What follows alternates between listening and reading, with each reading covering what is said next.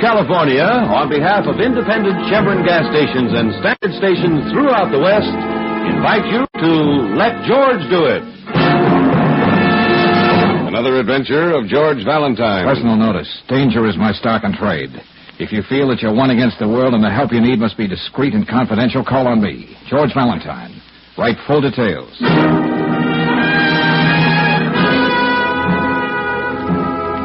Dear Mr. Valentine, in this whole world, there's only one person I care about, my 12-year-old daughter, Penny.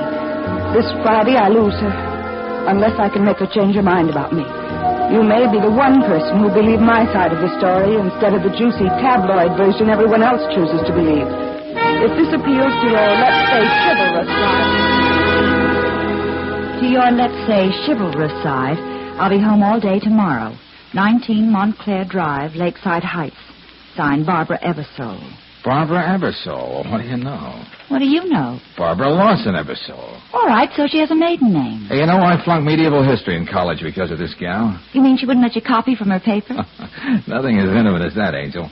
You see, she was in a musical comedy, and had stayed in town for 6 weeks. Uh-huh. Matinees Tuesday and Thursday, 2:30. Same time as my class in medieval history. Yeah, I know. You had a conflict. On my history exam, they asked me who sank the Spanish Armada, and the only name I could think of was Barbara Lawson, the most beautiful girl in the world, to quote the posters.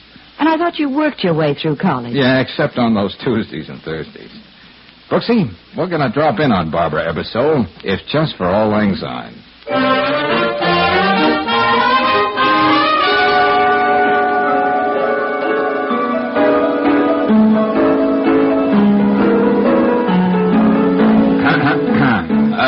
Pardon me, young lady. Yes? The maid showed us in. We're looking for Mrs. Eversole. She's my mother.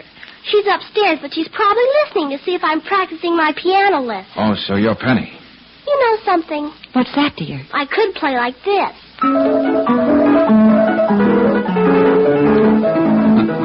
Well, that's a great improvement on what we heard when we came in. That's the way she'd like to hear me play. But when she's in the house, I play like this.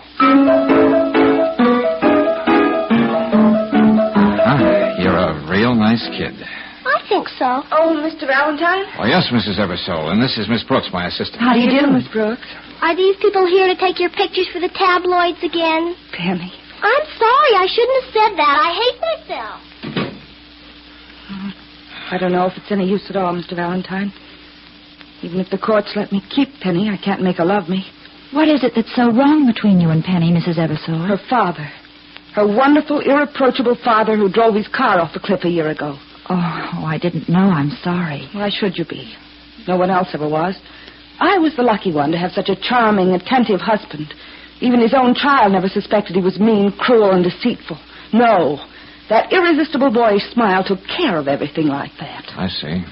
The last few months before he died, I started going out every night just to get away from him and his indifference to whether I was dead or alive. And of course, everybody was saying, how can she do that to Jerry? Poor, charming Jerry. Oh, you said your husband drove his car off a cliff. Somehow he doesn't sound the type. I'll never forget that night. We had the most bitter quarrel we ever had, and he stormed out of the house. Yes? Penny overheard us. Ever since, she's blamed me for what happened. Well, what's this about losing her on Friday? When Jerry died, his mother was determined to take Penny away from me. She almost did because Penny said she wanted to leave me. But the judge decided to put me on a sort of parole. One misstep, and I lose my child because I'm an unfit mother. Uh-huh. Now I think I get it. That business about tabloids, that was the picture of you in the papers when you were brought up on a traffic charge. You don't have to be so charitable, Mr. Valentine. They called it drunk driving. But I tell you, I was framed. Framed? I had dinner with Dan Edwards. I swear I had nothing stronger than coffee. Next thing I knew, I was alone in my car on the side of the road, and there was the policeman. Oh, who is this Dan Edwards? I met him a short time ago. It was fun. We went out a few times, and then, well, this thing happened. Well, certainly this Mr. Edwards can explain you weren't drinking, that you were ill or something. Seems the little gentleman can't tell a lie. His version is that I had a little too much, created a scene in the parking lot at Club 44 and drove off without him. And you want me to prove it was a frame, is that right? I don't know how you're going to do it, but you must. Before Friday. Penny's all I got. I can't lose her. She'd go on thinking of me as a... Oh, Mr. Valentine. Oh, now, Mrs. Eversole, don't. 2 days isn't an awful lot of time, Mrs. Eversole, but I'll do my best.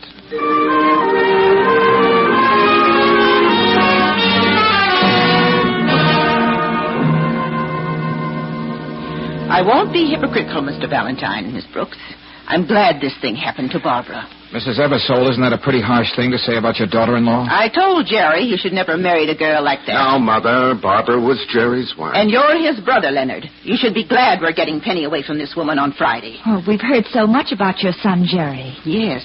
When Jerry walked into a room, the other men there stopped existing. You could tell that just by looking into the eyes of every woman. Yet he was kind and gentle. And when he smiled... Yes, we've heard all about that smile. I can understand your skepticism, Miss Brooks, but Mother's quite right. My younger brother was admittedly perfect. Mrs. Eversole, I just dropped in to tell you I'm playing on Barbara's team. Young man, you're wasting your time. There's no other explanation for what happened to Barbara that night, except the obvious one you'll find on the police blotter. I'm afraid, Mr. Valentine, my sister-in-law hired you to make her story sound a little more plausible. Could be. I'm going to have that child if it's the last thing I do. And I'm going to see that Barbara gets an even break if it's the last thing I do. Come on, Brooksy. Yes, George. Hey, look, Brooksy. How would you like to go to Club 44 tonight? I can recommend the food, and the music's not too bad. Oh, I'd love it, darling. What time do you pick me up? You're going to be there alone. Alone? Well, not exactly. If I've got the right slant on this thing, you'll be with Dan Edwards most of the evening. Dan Edwards? Uh-huh. I'll be waiting at Barbara's for your call. Well, what am I supposed to do? Mostly be your beautiful self, Brooksy. But to be more specific, here's the deal.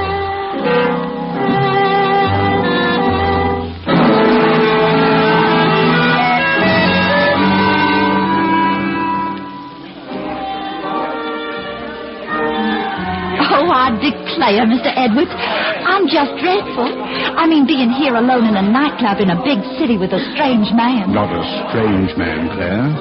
Just a lonely man. Oh. When Eduardo, the head waiter, told me that you were here all alone, I couldn't resist coming over to your table and introducing myself. And I wouldn't have it any different, Mr. Edwards. It's Dan. Yes, Dan. Oh, I wonder what Daddy would say if he could see me now. Daddy? He's always saying, Claire, honey, people with our position and money have to be mighty careful whom they meet. Oh, and he's so right. Would you believe it? I slipped out of the hotel after Daddy and Mother went to bed. Aren't I just awful? Let's compromise and say you're the sweetest thing that ever walked into my life. Oh, Daniel. And I'm going to find out a lot about you. What your daddy does, that great big house you must live in. Yes, Daniel. And I'm going to find out a lot about you, too.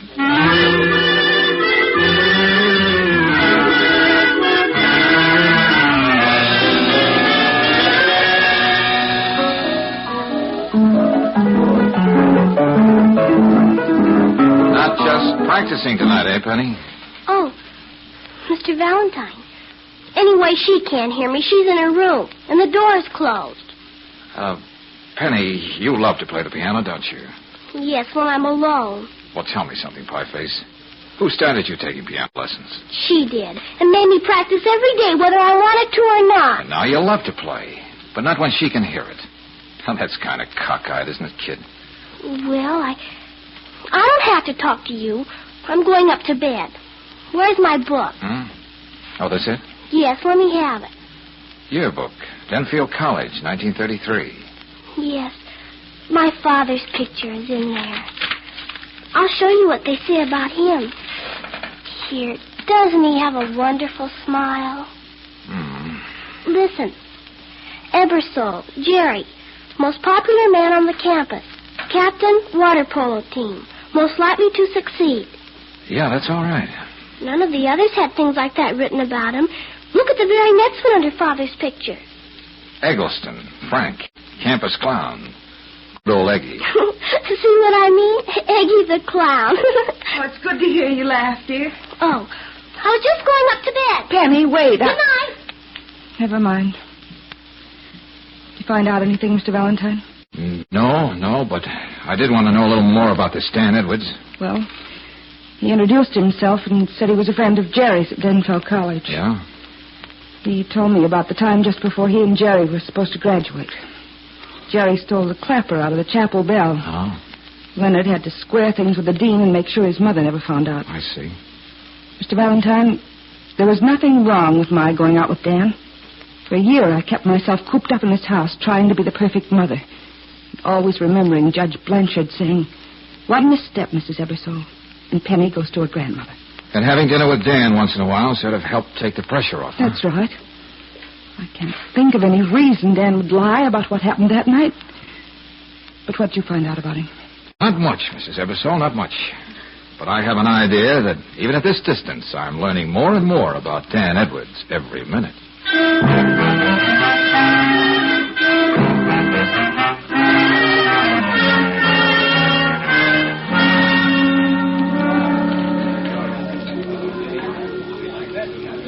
Well, tell me, Claire, what would it take to impress your daddy? Well, like I keep saying, Daniel, he judges everybody by the substantial people they know. Well, I know some pretty important people in this town. You do? Yes. I advise them on their investments, help them spend their money. Here, just look at this check. Oh, my goodness. $5,000. Agnes Ebersole. Oh, I'm afraid the name wouldn't mean anything to Daddy. Oh, Mrs. Ebersole. Her family stands for just about everything in this town. I didn't know you were so clever, Daniel. Oh, dear. I've made up my mind. I'm going to call the hotel and tell Daddy I'm right here at Club 44 with a very respectable gentleman. He'll be proud to meet. Oh, thank you. You stay where you are, honey. I'll be right back.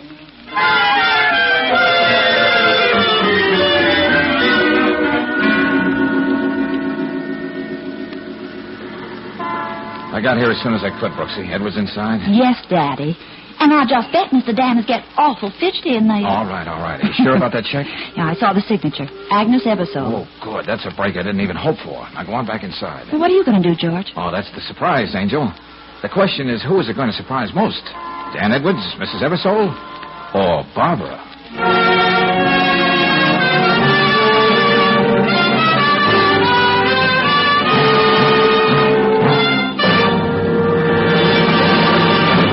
We'll return to tonight's adventure of George Valentine in just a moment. Meanwhile, a word about an extra service.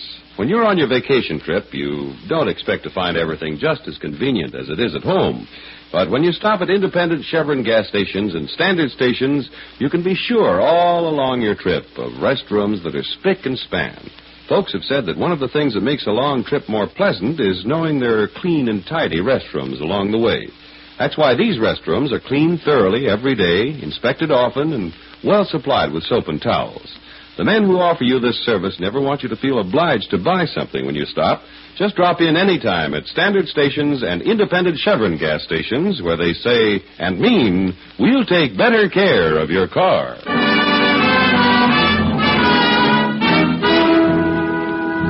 And now back to tonight's adventure of George Valentine. Under what circumstances would you say a mother deserves to lose custody of her child? Well, Barbara Ebersole, ex-chorus girl, is almost certain to be declared an unfit mother, unless George proves that Barbara's recent front-page escapade was a frame-up. At Club 44 now, George makes his way toward the table where Claire is sitting with Dan Edwards, the man who seems to be the key to the whole problem. Hello, beautiful. I beg your pardon. Oh, now don't say you don't know me just because it happens to be true. Now, wait a minute, friend. Friend? Okay, prove it. Introduce me to the lady. Just you paying no heed, Daniel, honey. A belle from Brooklyn. Mind if I sit down? Look, we don't know you, mister. Now, on your way. Please, Daniel, not here. What would Daddy say if he found out I was involved in a fuss? Why, the lady's absolutely right, sir. But I'll be glad to give you satisfaction out in the alley. Okay, smart guy, come on. Don't you hurt him too much now, Daniel, honey. Don't you think you'd better give me the name of your nearest of kin so I can notify him? Okay, brother, how do we begin? You want to knock the chip off my shoulder, or do I just poke you in the nose? Stop the kid stuff. I've got a proposition to make. Now, what are you talking about? I'm working up a business deal with a young lady in there. I've got to impress her. Now, what do you say you take this $10 and have yourself a time somewhere else? The whole thing. Oh, come on, boy. Let's play rough. You're a big, husky lad. Let's see if you can take care of yourself. Okay, I gave you your chance. Now. Oh, what an opening. Hey, what do I have to do to make you sit down? That'll teach you to not to go around waving checks in front of young ladies. Now, where is it? Here we are. $5,000. Mrs. Agnes Ebersole, paid to Dan Edwards. Well, I wonder how she's going to explain this little payment.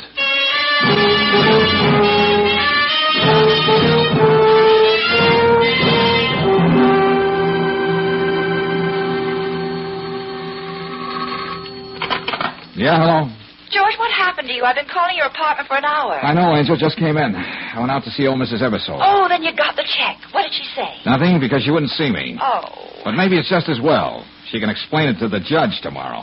So see you in the office nice and early. Oh, and Brooksy, Yeah? just wanted to say you did a smooth job with Edwards. Thanks. Oh, it wasn't nothing, honey. Good night, Sugar Child. Not as smooth as you thought, Valentine. What?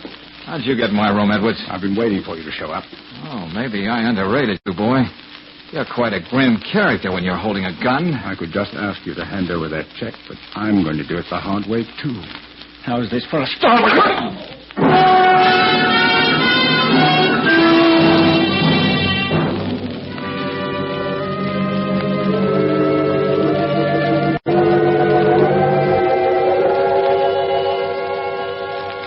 George, you said nice and early in the office this morning, and I... George! Now, no comments on my appearance, Brooksy. Let's just say I overslept with somebody's help. But... The important thing is I don't have that check anymore. Huh? Hey, wait a minute. Hello, Valentine. Yeah, Barbara? What's that? Oh, when'd you miss her? Well, look, getting hysterical isn't going to help. Penny? Just a minute, Brooksy. Yeah, I have an idea where to find her. So stay where you are. I'll get in touch with you.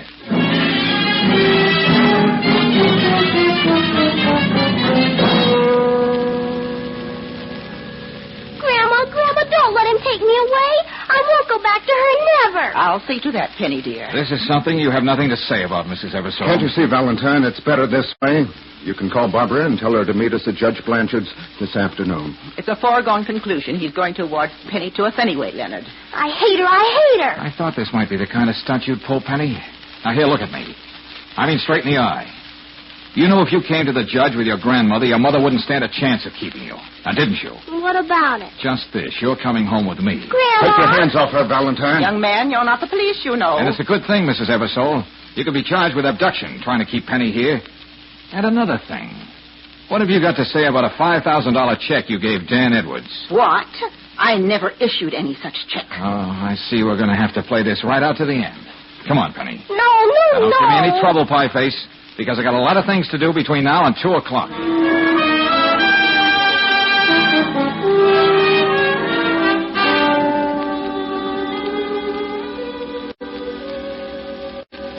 Dean Bronson, young Jerry Ebersole was quite a big man here at Denfield College, wasn't he? Well, Mr. Valentine, he had one of those rare personalities that ingratiated him to everyone he met. Yeah, I know, that charming smile. That's right.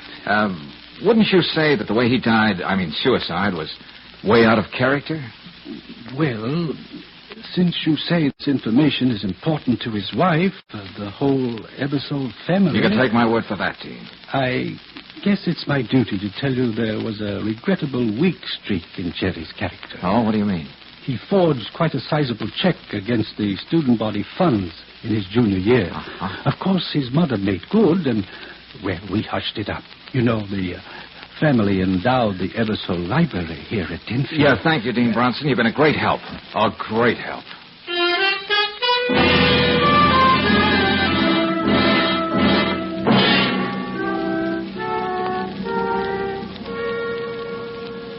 Mr. Dunlap, Jerry Ebersole was working for your brokerage firm when he committed suicide, wasn't he? Why, yes.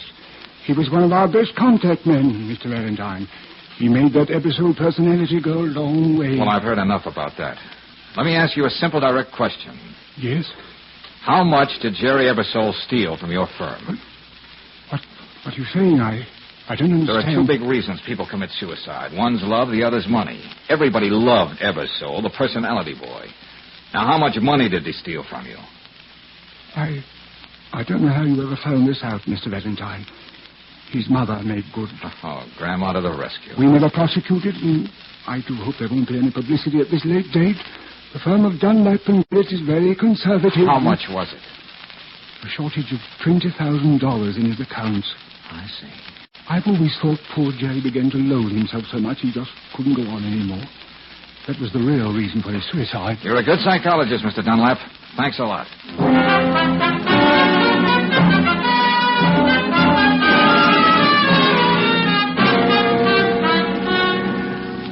Brooksy, I've made up my mind. I'm going to tell both Barbara and the kid the truth about Eversole. Where are they? Upstairs, getting ready to leave for Judge Blanchard. Oh, that's right. We don't have much time. George, we usually see eye to eye about things. But I think you're wrong this time. Penny's a sensitive, unpredictable child. You don't know what a thing like this might do to her. Well, it may just jar her enough to realize what she owes her mother. Or it may have the very opposite effect. All right, so it's taking a chance. Okay. But look, Brooksy, Peggy is young, with a whole life ahead of her to get over any kind of shock. What does Barbara have left if they take a daughter away from her? Well... Oh, no, Brooksy. I'm going to tell them both what the score is before we meet the judge. And I'll need your help, just the way we worked it out.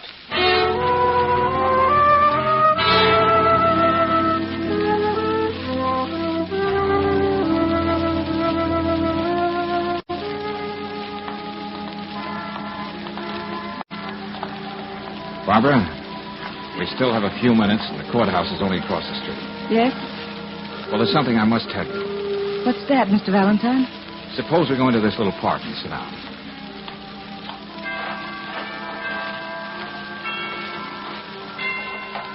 Penny wouldn't even walk down here with me. She insisted on walking with Miss Brooks a half a block behind us. What chance do I have? Let's wait and see, huh? Those chimes from the tower, they're beautiful, aren't they? Yes. What did you want to say, Mr. Valentine? I'd like to see the judge and get this over with. Please, Barbara. Those chimes. They make me feel like praying, and it's been such a long time since I've prayed. But there's only one thing I want, and... What I've got to say can wait, Barbara. Why don't we both just sit here and listen to the chimes for a while? Dear Lord, if I can't have Penny, let her be happy wherever she is. And if the only thing that will really make her happy is to forget that I was ever her mother, let it be that way, too. Amen. Barbara, this is what I wanted to tell you. I found out today why Jerry killed himself. What? He stole $20,000 from Dunlap and Garrett. Oh, no. That's the truth. And his mother covered for him, just as she did every other time he got into trouble. I don't believe it. You're lying, both of you. Penny, what's she doing here? I didn't know she... I'll never believe that about my father, never. Please, Penny, wait. Oh, Mr. Valentine. I'm sorry. I thought if Claire brought Penny here... Well, whatever slight chance I had is gone. But it doesn't matter. Judge Blanchard's already made up his mind. Let's go and get the formalities over with.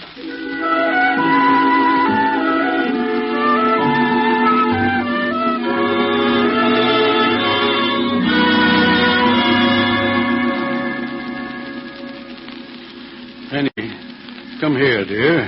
Yes, Judge Blanchard? The last time we were together, about a year ago, I had to make the decision about you and your mother. Now it's up to you. I know. Don't be frightened, Penny. Tell the judge how you feel. Yes, Grandma. There's something I'd like to say, Judge Blanchard. Please, Mr. Valentine, what else is there to say? You can see the nervous state of this child. It'll be a crime to let her stay with her mother. Let Penny go on, Mr. Valentine. Okay, but I'm not through. Take it easy, darling. Penny, you're a sensible little girl, and you're old enough to know whom you'd like to live with. Well? Well, I... Don't be afraid to talk to the judge, Penny. I would like to... Go on. I want to go home and live with my mother. Oh, Mother. Penny. My baby. I heard what you said when you were over there in the park. That it would be better if I forgot all about you. If it would make me happy. Oh, now, hush, darling. That doesn't matter now. I kept thinking about it. And somehow I know what Mr. Valentine said about Father is true. Oh, Mother. Mother. It's been a whole year since you called me that.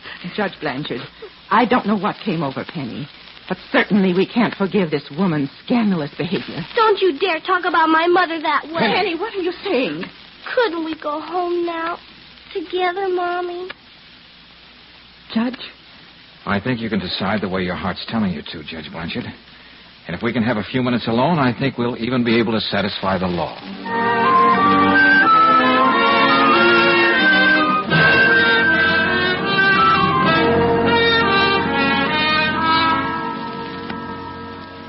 Yes, Judge Blanchard. Leonard hired Dan Edwards to have Barbara conveniently drugged that night. But what would be Leonard Ebersole's reason for doing anything like that? Well, the old girl was prepared to leave her entire fortune to Penny if she could get her legal custody. Leonard wanted to be in the position to administer the estate. After all, Penny doesn't come of age for 9 years. But what about this check to Dan Edwards? You said it was signed by Mrs. Ebersole. Some fancy blackmail, Judge. When Edwards was through with Leonard, he started on his mother. The Ebersoles. It's hard to believe. George, how did you suspect Leonard? Edwards never graduated from Denfield with Jerry. In the college yearbook, it was Ebersole and then Eggleston. No Edwards. Then who could have told Edwards about that little escapade Jerry had in his senior year? The one with the chapel bell. Well, that was all hushed up, Brooksy. The mother never knew about it. It had to be Leonard. Pretty good work, Valentine. You know, when I was district attorney, I would have a job for you. Oh, well, thanks. George may be able to return the compliment and have a job for you someday soon, Judge. I hope. Beg your pardon? Huh? Oh, of course, we could go to a church. Oh, no. I'll be more than glad to say the all-important words, Miss Brooks. Oh, wait a minute. Now who's getting framed? Come on, Brooksy.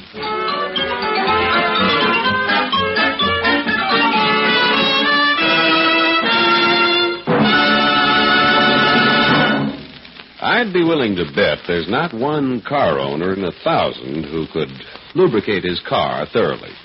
For there are more than 20 vital wear points on the average car, and if most of us tried to find them, it'd be pure guesswork. Even the expert lube men at independent Chevron gas stations and standard stations don't rely on experience alone when they grease your car. Instead, they follow a precise lubrication chart recommended by the manufacturer of your car. And they use RPM greases and oils, each one tailor-made to protect those key wear points. Tailor-made, too, to smooth out shocks and give you easier riding.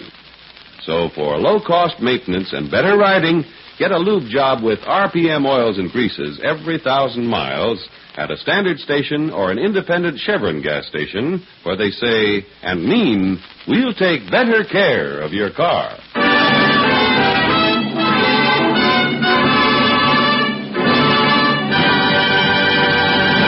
Next week, when you tune our way for another adventure of George Valentine, you'll hear...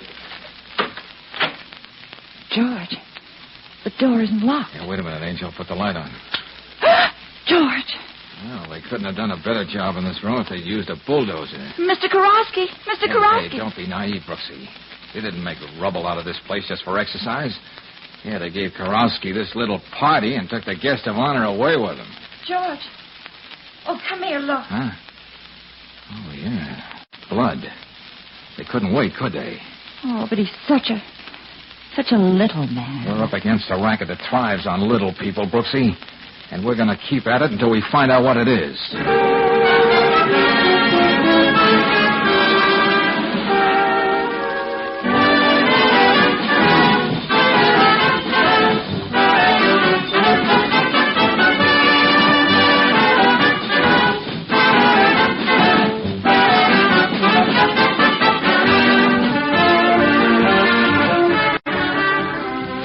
Tonight's adventure of George Valentine has been brought to you by Standard of California on behalf of independent Chevron gas stations and standard stations throughout the West.